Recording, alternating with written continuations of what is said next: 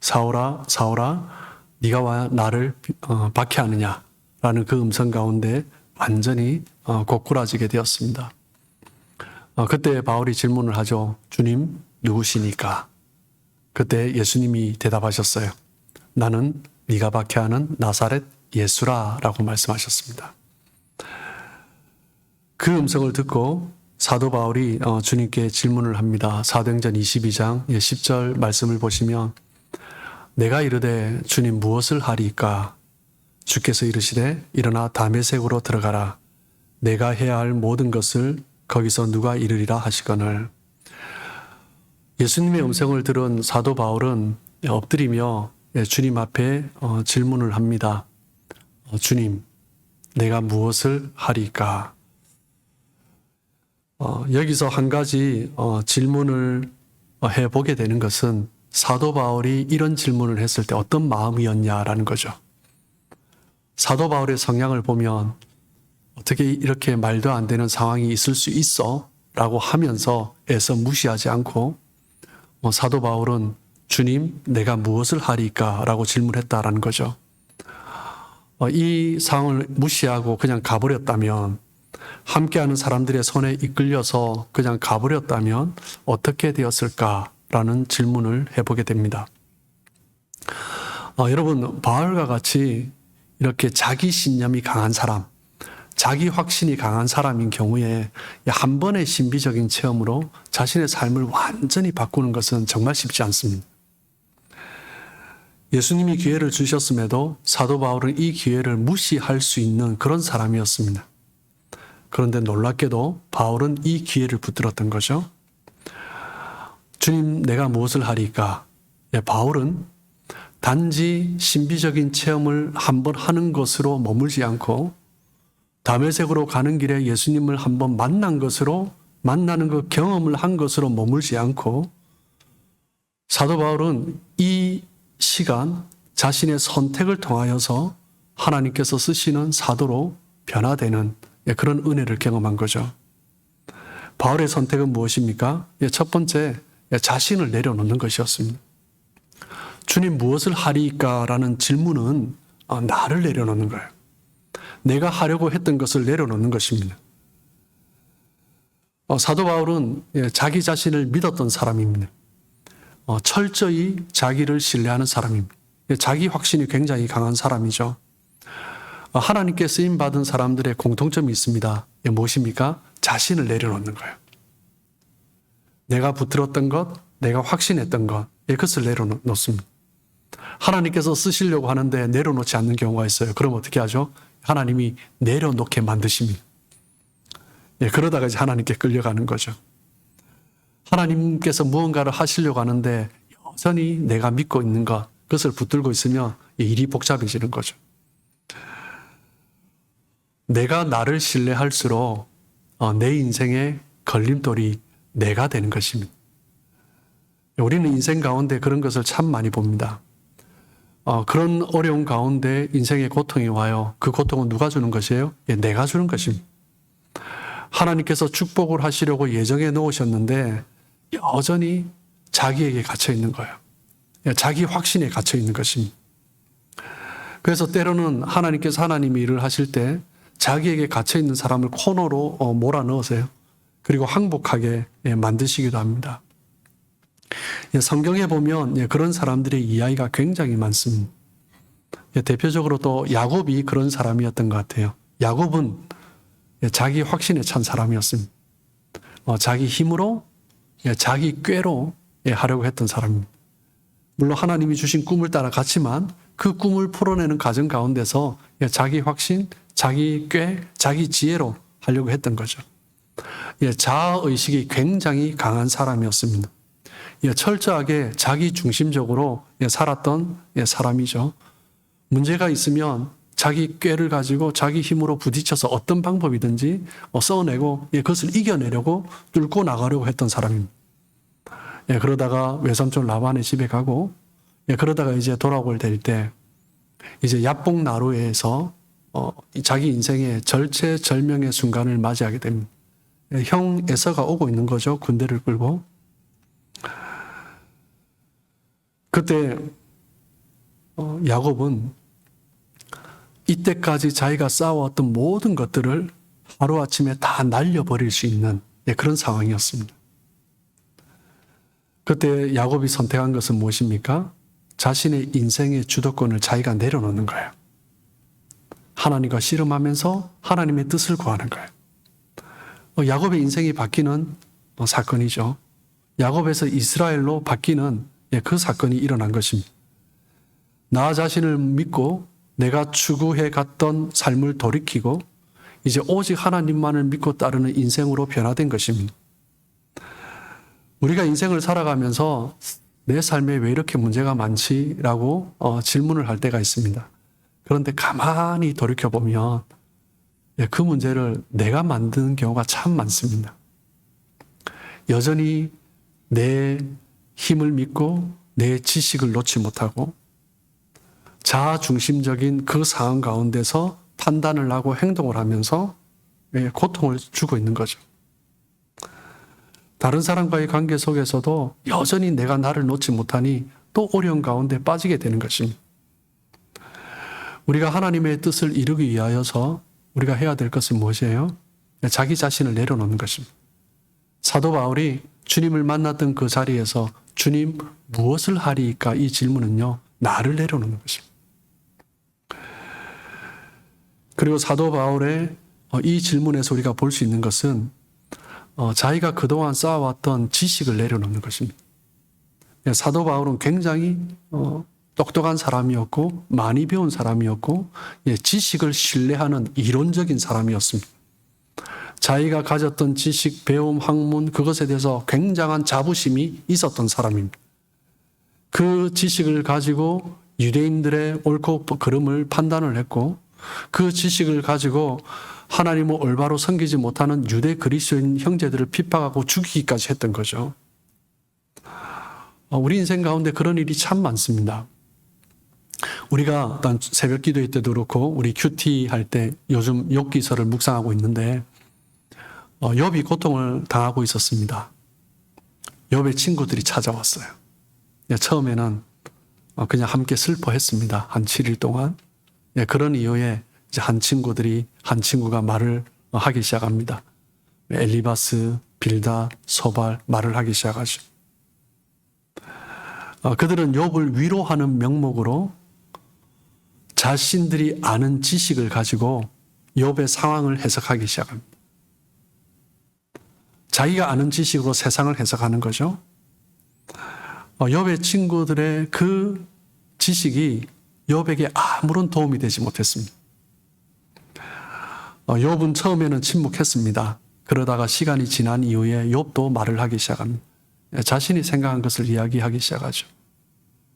그러면서 욥과 그 세 친구들의 지루한 변론이 욥기에 가득 채워져 있습니다.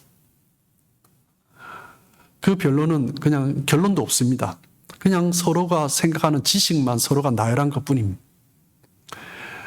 욥기 38장에 보면 하나님이 등장하세요. 하나님께서 욥에게 질문하십니다. 38장 2절 4절을 보시면 무지한 말로 생각을 어둡게 하는 자가 누구냐? 너는 대장부처럼 허리를 묶고 내가 내게 묻는 것을 대답할지니라. 내가 땅에 기초를 놓을 때에 내가 어디 있었느냐? 내가 깨달아 알았거든 말할지니라.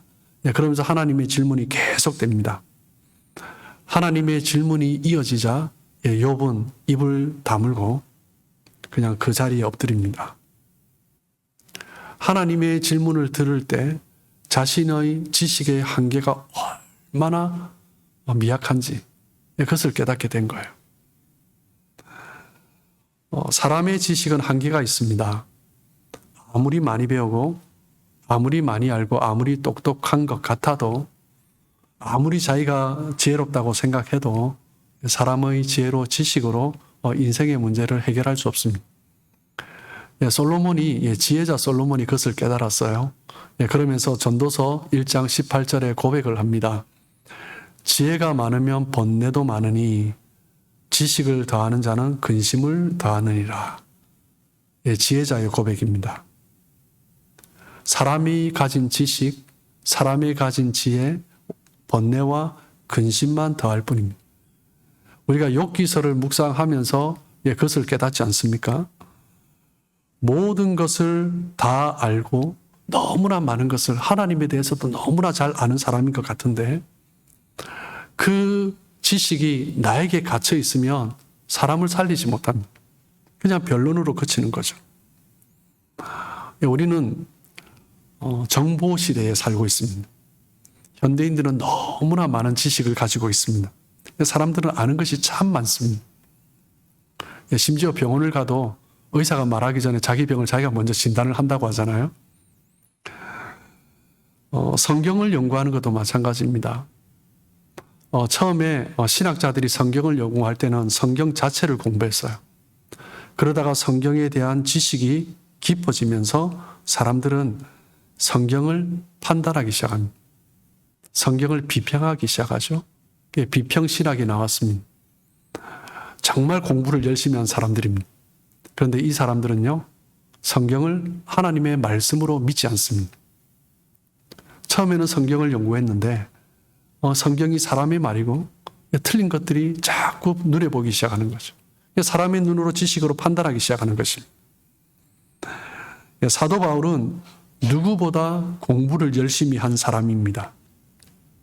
그 당시 또 예수님 당시 바리새인들과 특별히 서기관들 정말 열심히 공부를 한 사람들입니다. 성경에 대해서 굉장히 박식한 사람들이에요. 그런데 문제는 무엇입니까? 성경을 내가 원하는 대로 해석해버린 것입니다. 하나님의 뜻이 무엇인가가 아니라 내 지식 가운데 그 성경을 가져와서 해석을 해버린 거예요. 내 지식 안에서 성경의 지식이 쌓여갑니다. 그 지식은요, 편협한 지식이 됩니다. 편협한 지식은 교만을 만들어냅니다. 공부하면 공부할수록 교만한 거죠. 성경을 많이 알면 알수록 그 지식이 사람을 해롭게 하는 것입니다. 성경 공부하는 목적이 분명하지 않으면 성경 많이 공부한 것이 오히려 독이 될 수가 있습니다. 성경 공부하면서 간혹 그럴 경우가 있어요. 자기 아는 것을 가지고 자꾸 교만을 나타내고 잘못된 것을 향하여서 지적하고 판단하는, 다른 사람의 실수를 정죄하는 그런 수단이 될 수도 있습니다. 단순히 지식을 쌓기 위한 공부는, 성경 공부는 아무런 의미가 없습니다. 목적이 분명하지 않은 지식은 굉장히 위험한 것입니다. 우리가 현대 사회를 보면 많이 보지 않습니까?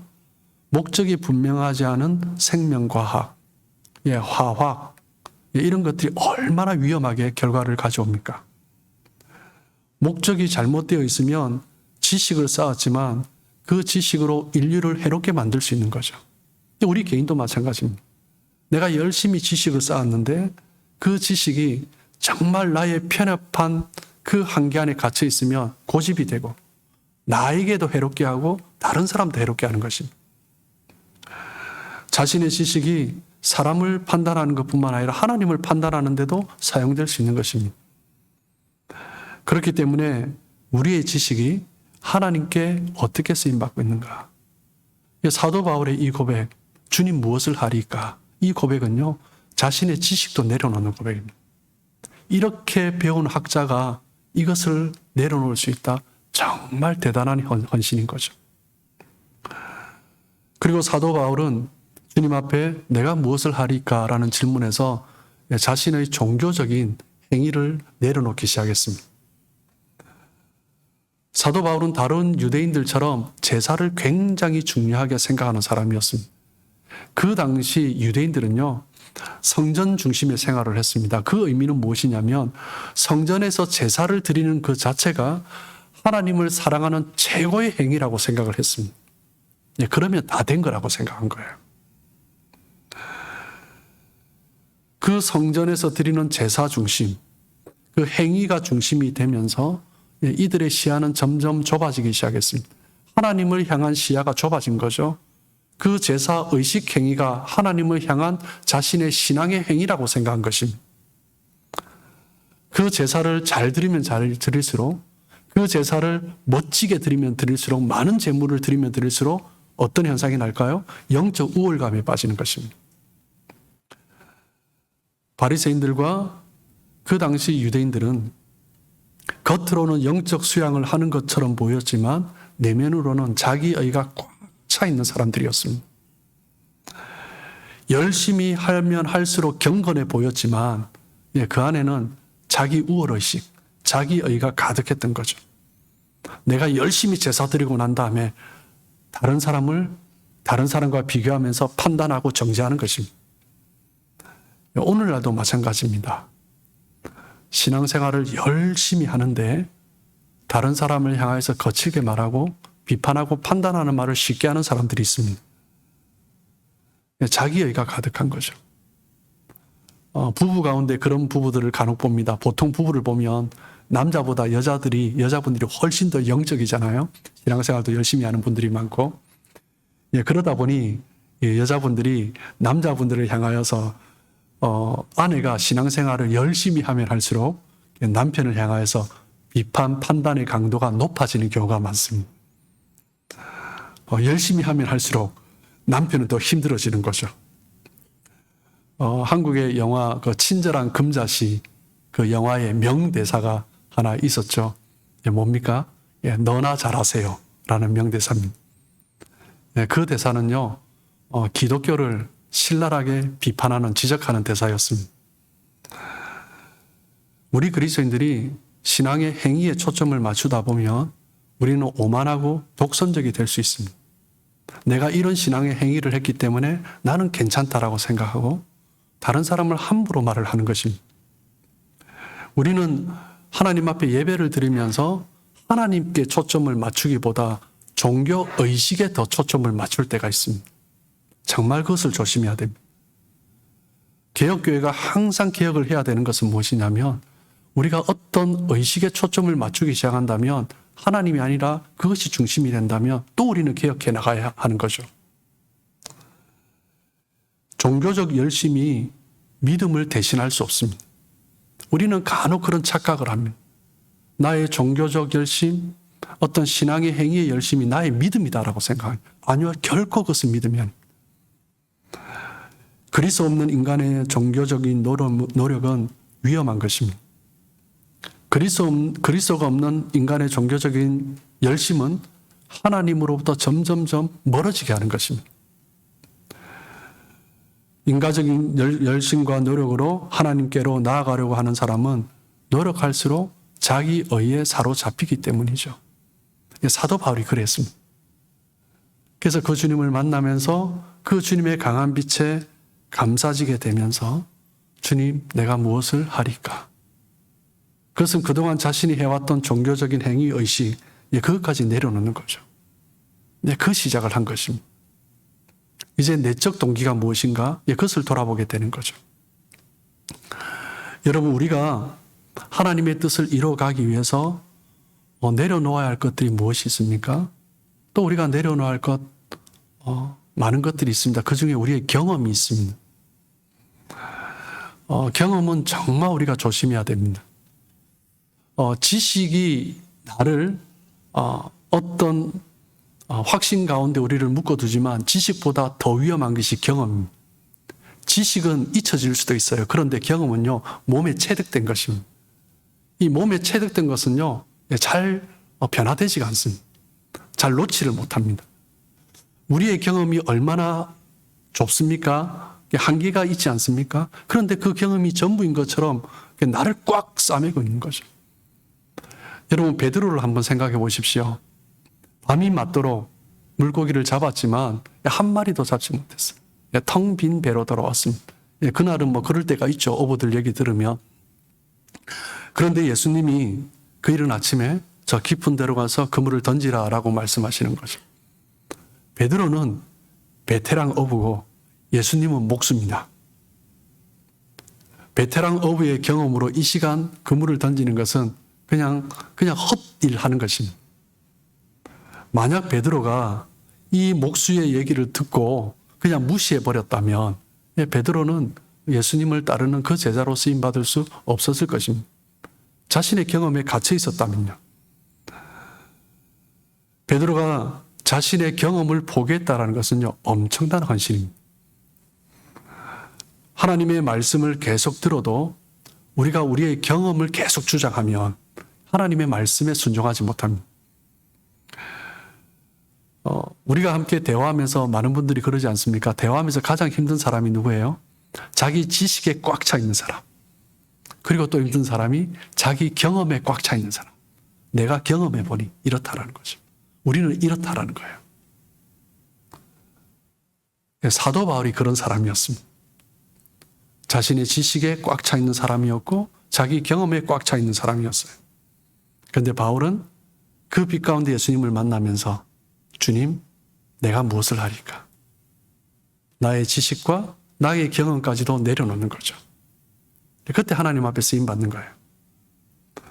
하나님의 뜻을 이루어가기 위해서 또 우리가 내려놓아야 할 것들이 있습니다. 환경을 의지하는 것입니다. 많은 사람들이 환경을 의지합니다. 안정된 환경을 만들고 싶어 합니다. 열심히 일하는 이유 중에 많은 이유가 환경을 안정되게 만들기 위해서입니다. 좋은 직장을 구하고 더 많이 돈을 벌고 그런데 우리는 알고 있지 않습니까? 우리가 아무리 열심히 환경을 만들어도 환경이 완벽하지 않다라는 거예요. 아무리 큰 기업도 국제 정세에 따라서 한순간에 흔들리고 문을 닫을 수도 있습니다. 우리는 그 소식을 우리는 살아오면서 여러 번 경험을 했습니다. 아무리 미국에 세계 최인류 강대국 미국에 세계에서 가장 뛰어난 학자들이 있다 할지라도 그 경제의 문제 한 치 앞을 내다보지 못해서 얼마나 자주 위기에 빠집니까? 세계를 이끌어가는 그 미국이 한 치 앞을 내다보지 못해서 지금도 전쟁의 소용돌이에 휩쓸려서 어찌할지 모르고 계속 돈을 쏟아붓고 있지 않습니까? 아무리 우리가 환경을 안정적으로 만들어도 이 환경은 결코 우리를 지탱해 주지 못합니다. 환경은 언제나 흔들리기 마련입니다. 환경은 너무나 변화무쌍합니다. 그렇기 때문에 우리는 환경이 안정되었다고 안주해서는 안 됩니다. 우리가 하나님의 뜻을 이루어가기 위해서 환경을 신뢰하는, 안주하려고 하는 그 마음을 내려놓아야 합니다. 하나님의 뜻을 이루어가기 위해서 또 우리는 돈을 신뢰하는 것, 물질을 신뢰하는 것, 그런 것들을 내려놓아야 합니다. 우리 모두는 돈에 대해서 자유롭지 못합니다. 아마 이 시대에 가장 많은 신도를 거느린 종교가 있다면 만몬신일 것입니다. 만모니즘입니다. 하나님을 섬기면서도 돈 때문에 안절부절하는 사람들이 꽤 많습니다. 하나님과 재물을 겸하여 섬길 수 없다라고 예수님은 말씀하셨지만 여전히 어찌할 바 몰라서 흔들리는 경우가 참 많습니다. 돈이면 다 된다라는 황금 만능주의 생각이 우리에게도 많이 박혀 있습니다. 사탄은 계속 우리를 유혹합니다. 돈이 최고다라는 거예요. 돈이면 다 해결된다라는 거예요. 돈이 많으면 많을수록 좋다라고 우리에게 계속 속삭입니다. 그래서 예수님께도 유혹했지 않습니까? 이 돌이 떡덩이가 되게 하라라고 유혹했습니다. 그런 유혹이 여전히 우리에게도 있는 거죠. 돈이 손에 잡히면 안정감을 누리는 것입니다. 어카운트에 숫자가 올라가면 그냥 편안해지는 거죠.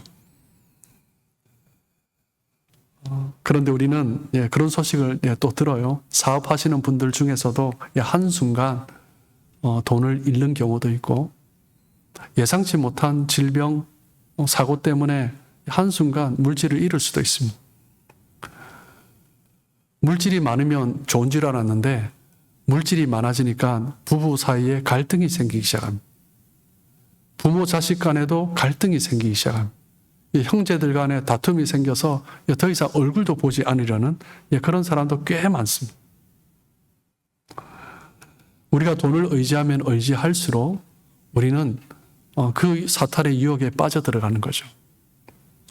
하나님의 뜻을 이루어가는 그리스도인의 삶을 살기 위해서 돈을 신뢰하는 그 마음을 우리는 내려놓아야 합니다.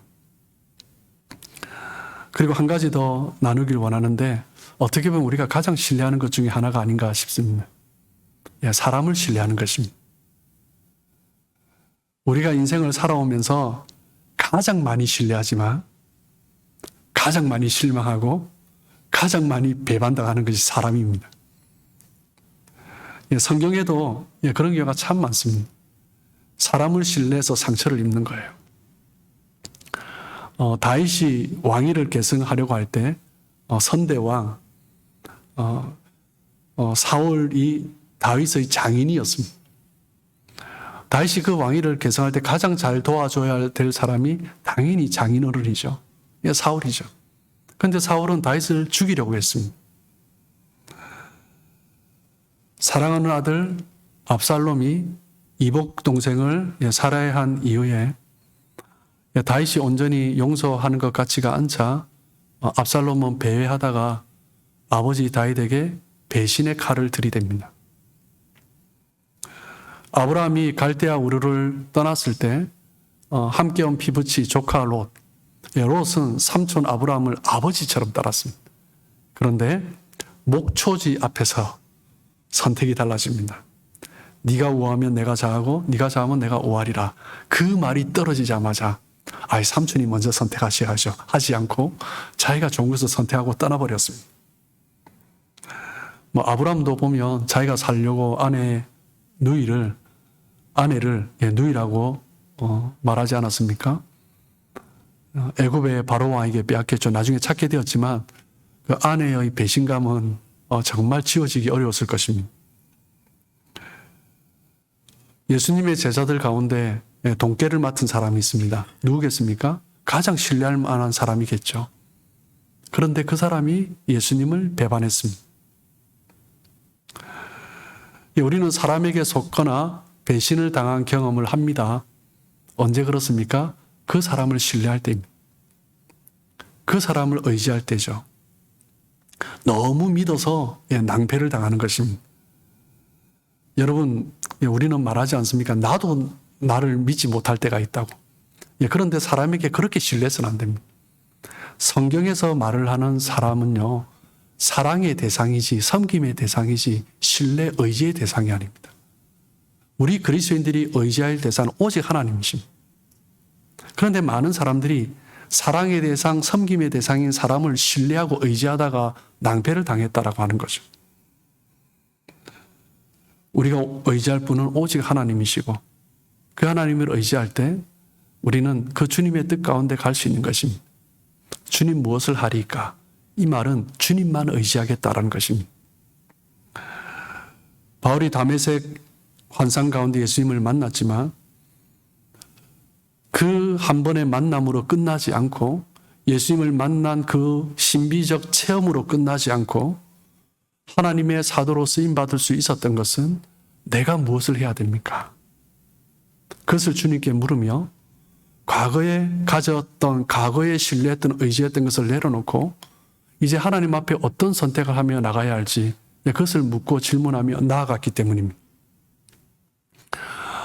브레넌 매닝의 신뢰라는 책에 보면 회심을 두 가지로 이야기를 하고 있습니다. 하나님을 전폭적으로 신뢰하는 것을 제2의 회심이다라고 이야기를 합니다. 이 회심은 우리가 예수님을 믿고 하나님의 자녀로 변화되는 것을 회심이라고 하죠. 그런데 브레넌 매닝은 우리가 예수님을 믿고 주님의 자녀가 되는 그 회심도 중요하지만 하나님을 전폭적으로 신뢰해 가면서 우리가 하나님께서 기뻐하시는 삶을 살아가는 삶을 사는 것, 그 두 번째 회심도 너무 중요하다라고 말을 하는 것입니다. 사도 바울이 빛 가운데 예수님을 만난 것은 그 예수님을 경험한 것은 첫 번째 회심에 해당됩니다. 그런데 내가 무엇을 하리까? 주님 무엇을 하리까? 이 질문을 하는 것은 두 번째 회심에 해당되는 거죠. 예수님을 만난 것으로 그치지 않고 예수님을 신뢰하며 따르는 삶을 살아가는 것입니다. 여러분, 믿음이 좋다라는 것은 하나님을 믿고 예수님을 믿고 구원을 받았다, 그것을 말하지 않습니다. 믿음이 좋다라는 것은요, 하나님을 정말 신뢰할 때 그 사람이 믿음이 좋다라는 거예요. 믿음이 좋다라는 것은 어떤 순간에 선택을 해야 될 때 나를 의지하는 것이 아니라 나의 경험, 지식, 다른 물질, 환경, 사람을 의지하는 것이 아니라 하나님만을 전적으로 의지하는 선택을 할 때 그 사람의 믿음이 좋다라고 말을 하는 것입니다. 우리가 신앙생활을 하면서 믿고 구원받은 것, 그것이 믿음이다. 그렇게 생각해서는 안 됩니다. 그 믿음도 중요한 것입니다. 그런데 우리가 놓치지 말아야 될 것은 우리의 삶의 현장에서 어떤 선택을 해가는가. 그 믿음이 너무나 중요하다는 거죠. 신앙생활을 하면서 더 깊은 차원으로 들어가게 하는 것은 그 두 번째 회심의 선택입니다. 바울이 다메섹 도상에서 예수님을 만난 것도 중요하지만 그에 못지않게 중요한 것은 내가 무엇을 해야 됩니까? 그 질문을 한 것입니다. 그리고 그 주님을 신뢰하며 그 인도하심을 따라 나아간 것입니다. 우리가 하나님 앞에 기도하면서 응답받는 것도 중요하지만 그에 못지않게 중요한 것은 기도 시간을 통해서 하나님에 대한 신뢰가 깊어지는 것입니다. 우리가 기도하면서 문제에서 당장 벗어나는 것도 중요하지만 기도를 하면서 하나님의 성품이 믿어지고 하나님이 나와 함께 하신다는 그 신뢰가 쌓이는 것, 그것이 더 중요한 것입니다.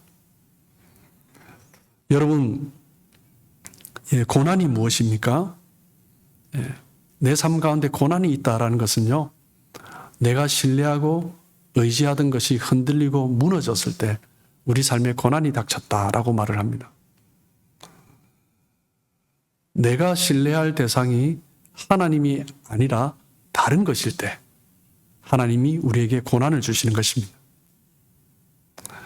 하나님을 신뢰하는데 방해가 되는 것이 있을 것입니다. 하나님이 그것을 제거하셔서 우리가 고난을 받는 것이 아니라 우리 스스로 그것을 제거해 나가야 합니다. 우리가 인생을 살아가면서 한 번은 큰 결단이 또한 필요합니다. 내려놓는 결단을 해야 됩니다. 하나님만을 신뢰한다라는 것은 내가 붙들고 있었던 것을 내려놓는, 포기하는 위험을 감수하는 것입니다. 하나님을 신뢰하는 것이 제2의 회심의 과정이고 비로소 성숙한 그리스도인으로서 나아갈 수 있는 것입니다. 사랑하는 성도 여러분, 우리는 한 번도 경험해 보지 못한 길을 가고 있습니다. 하나님을 신뢰한다면 정말 그 길이 어떤 길이든 승리를 확신하고 두려움 없이 나아갈 수 있을 것입니다. 사도 바울이 그랬던 것처럼 예수님을 만난 그 경험이 단지 한 번의 기쁜 체험, 신비로운 체험, 나에게 구원의 확신을 주는 그 체험으로 머물지 않고 그 만난 경험으로 말미암아 내가 붙잡고 있던 것을 내려놓는 그 선택을 하는 그 시간, 그 시간들을 통하여서 하나님을 더 신뢰해 가면서 날마다 주님께서 기뻐하신 그 걸음을 걸어갈 수 있는 것입니다.